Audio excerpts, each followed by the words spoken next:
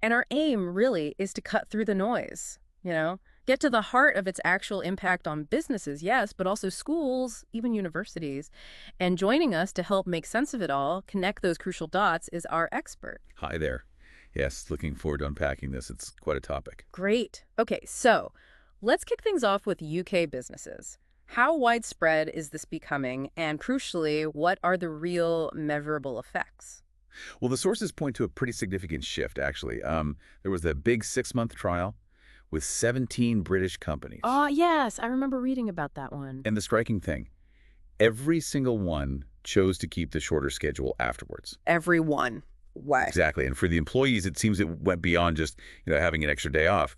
The research really highlighted that giving them more control, it led to a big drop in burnout. Okay, less burnout, better mental health. That makes sense. A real boost. Yeah. And it wasn't just about feeling happier. It seemed to translate into, well, better focus, more engagement when they were working. Right. That sounds great for the staff. But, you know, the big question for any business is always the bottom line. What happened to productivity? Did it take a hit? That's the fascinating part.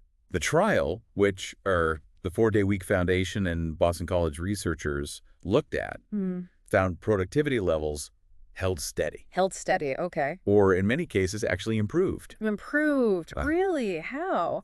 Well, see, it wasn't about cramming more into less time. It was more about cutting out the presenteeism. Those hours you're technically at work but not really productive. We've all been there. People just became much more efficient. They focused on the deep work, knowing they had that extra day as a result. Plus, companies saw better staff retention, higher satisfaction. That's a huge win, isn't it? Especially now. Absolutely. A win-win, it sounds like. Okay, so the corporate world sees benefits. But what about elsewhere? Our sources suggest education is dipping its toe in the water, too. How's that playing out? It must be different. It is, yes. It's a really interesting evolution, and the reasons vary a bit. So in schools, you've got examples like that one in South London adopting it for pupils. For the kids, how does that work? The idea wasn't just less school time, but reimagining the time they do have. That fifth day could be used for, say, project work, field trips, maybe focused independent study, developing skills like self-direction. Right, skills that can get squeezed out. Exactly. But of course, it brings challenges. You've got to think carefully about covering the curriculum, maintaining standards, and the practical side like childcare. Sure, big considerations. And universities. In higher education, it's often more about condensed schedules for staff or maybe class timetables.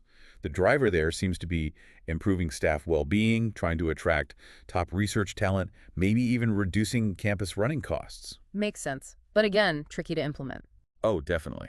It needs incredibly careful planning to make sure the quality of education doesn't suffer. Okay, so stepping back a bit, if we look at the whole picture, what are the main pros or the main cons emerging here? Right. The big advantages that keep coming up are definitely better employee well-being. That seems clear.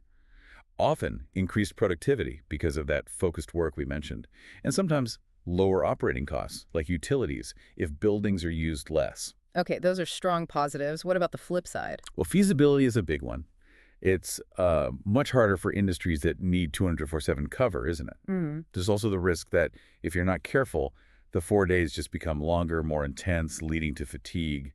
And some worry about customer satisfaction if availability is reduced. So it really underlines that it's not a one-size-fits-all fix. Needs careful thought for each specific case. Precisely. Sector, company culture, all of that matters. So given all this, what's the outlook? Is this 4-day week likely to become, the norm, or is it more of a niche trend? The momentum certainly feels like it's building.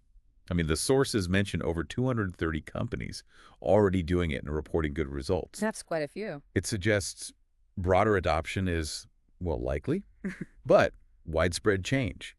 That probably needs more than just companies deciding to try it. It likely requires some policy support and maybe a bigger cultural shift in how we think about work, moving away from just hours clocked in towards actual output.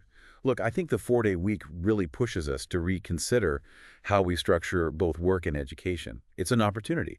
If it's implemented thoughtfully, tailored properly, it could genuinely lead to a more balanced, maybe even more productive society overall. That's a powerful way to frame it, rethinking time and well-being for everyone. So it leaves us asking, what does all this mean for you? Definitely gives us plenty to think about.